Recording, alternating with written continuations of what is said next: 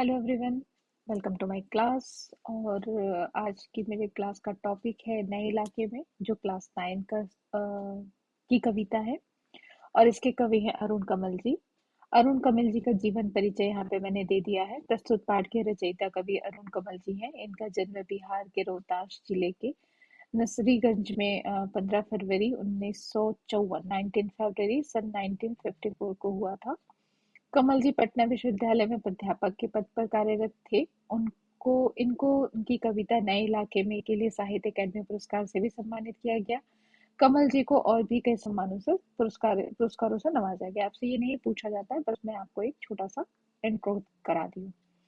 अब क्या है हमारी आज की कविता, वो है नए इलाकों में। ओके, नए इलाके मतलब क्या होता है? नया, न्यू। इलाका मतलब क्षेत्र, एरिया, कुछ भी कह सकते हो।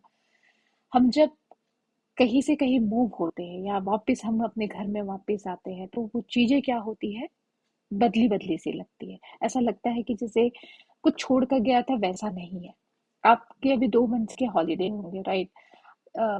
कभी भी आपके हॉलीडेज होते हैं, स्कूल के हॉलीडेज होते हैं, जब आप वापस स्कूल जाते हैं, वो कुछ ना कुछ नया लगता है। कुछ पेंटिंग्स नहीं रहेंगी, कुछ बेंचेस नए आ जाएंगे, बहुत सारी चीजें। ये क्या है? बस वही चीज बताया गया है।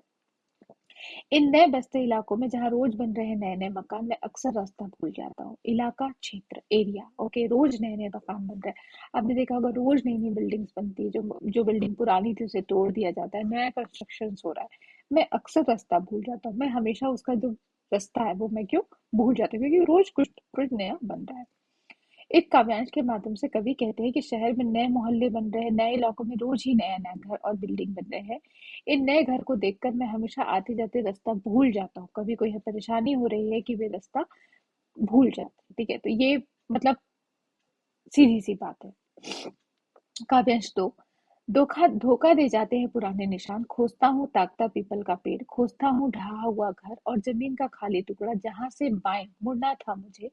फिर तो मकान बाद बिना रंग वाले लोहे के फाटक का था। घर था एक मंजिला। ओके, मैं जस्ट इसको आपको इस तरीके से एक्सप्लेन करती हूँ। आप जब अपने नेटिव प्लेस जाते हो, आप अपने नाना नानी के घर जाते हो, अपने ग्रैंडफादर्स के घर जाते हो, जब आप चाइल्डहुड में जाते थे और अभी आप जब जाते हो, तो आपको काफी सारे चेंजेस दिखते होंगे। जब आप उस समय उस सिटी में जाते थे, तो इतनी बड़ी बिल्डिंग्स नहीं रही होगी, इतने बड़े गार्डन्स नहीं होंगे, what ever the changes, right? That's mean. और जब आप वहां पे रहते रहे होगे, तो हम जब कुछ ना कुछ आइडेंटिटी डाल देते हैं, मिलते हैं इंडिकेशंस कि ये यहाँ से हमको मुड़ना है, क्योंकि यहाँ से मेरे ग्रैंडफादर का, ये मेरा घर है। बस वही चीज यहाँ पे बताने की कोशिश की है।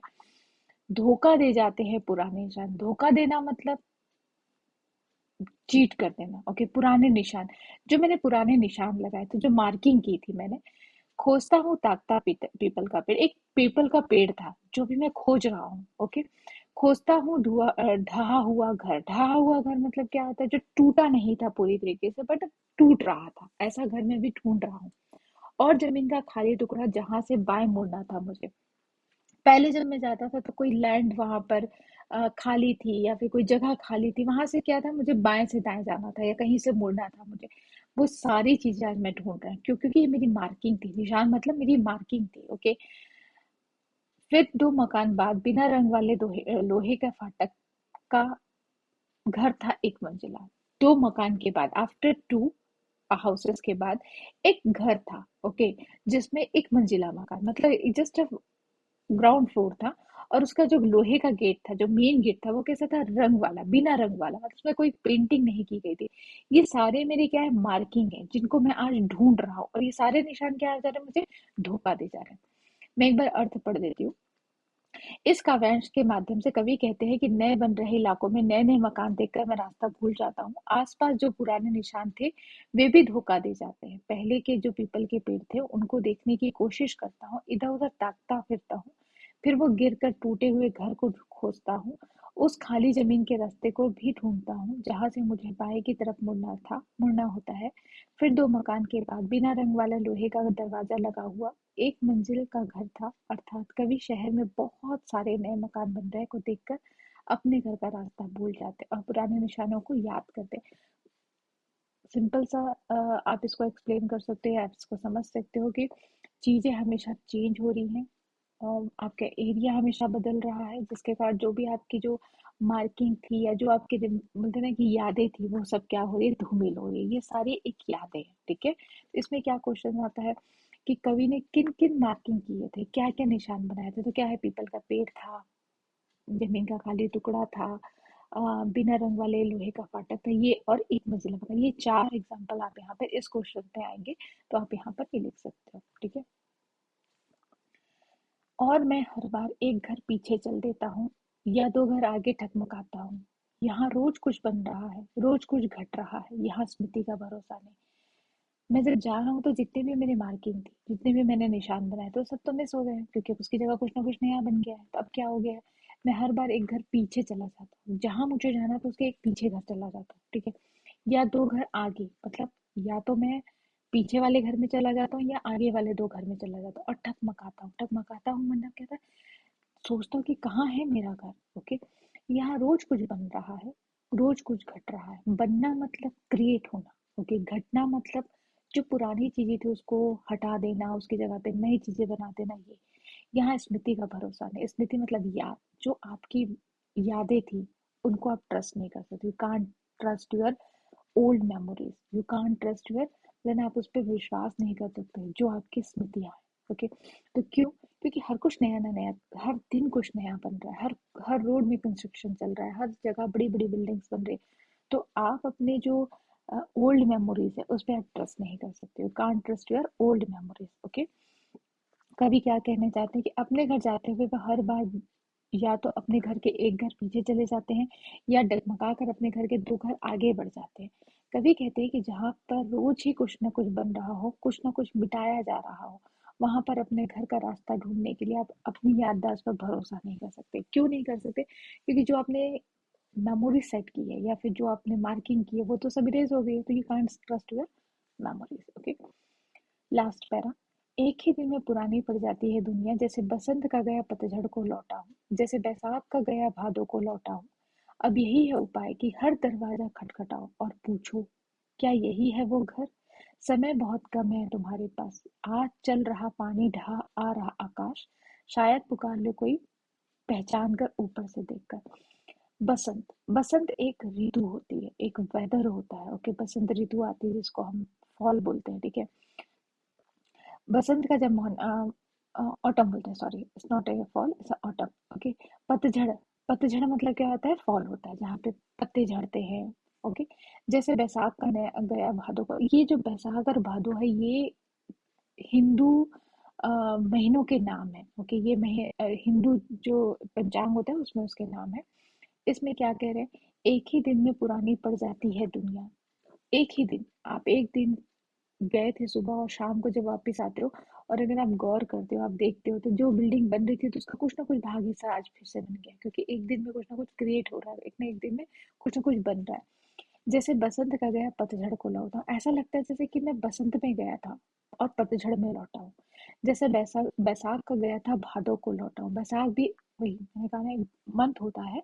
और भादो मतलब कि पानी का समय, ओके। तो ऐसा लगता है कि जैसे इतने दिनों बाद मैं लौटा हूँ। अब यही है उपाय कि हर दरवाजा खटखटाओ और पूछो, क्या यही है वो घर। I miss my house. आई बोलते हैं ना कि मैं पहचान नहीं पा रहा हूँ कि मेरा घर कहाँ पे। तो क्या उपाय है, व्हाट्स द आइडिया, हर घर में नॉक करना, हर घर में खटखटाओ और पूछो, क्या यही है वो मेरा घर, क्वेश्चन मार्क।